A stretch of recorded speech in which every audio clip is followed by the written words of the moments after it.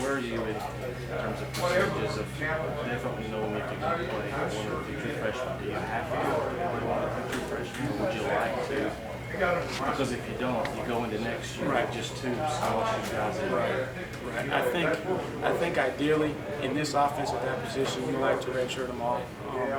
Zach would have benefited from a redshirt, but just the question that you're asking, we had to project ahead, knowing that going into this season, we'd only have two scholarship guys. So I think that you'd like to be able to see if one of those guys can play and help you, even if it's in a role type situation. But then you also got to ask the question, where's the cutoff between not getting the maximum amount out of that year, whereas because both of those guys are going to be better, just like Andre as a fifth-year guy, than they are as a true freshman. Because there's not a clear filler for Elliott, can that breed competition and make them more successful because the guys can see that opportunity? Oh yeah. And even when you have one of those guys, you try to create it with that same competition.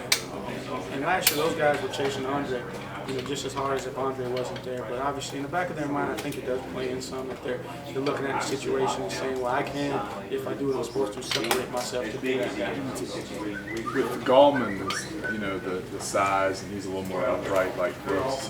He's somebody you could use, in and around, but the slot be a little more versatile. The playing in the slot, I still have to assess where he's at just from a receiver type ability standpoint. What you saw of him in high school was he was in the wing team, sometimes in the eye, and he was getting the handoff and taking it. You did see a couple balls caught out of the backfield. So to project him as a slot guy with what we do in the offense and how effective that guy has to be, it's tough to say that right now without having to put my hands on him. Right. But with him, he's another one that I think that once he grows into his frame, he's going to be a versatile guy, and he's a physical guy too, which goes back to his roots as being a defensive player. So it's wide open.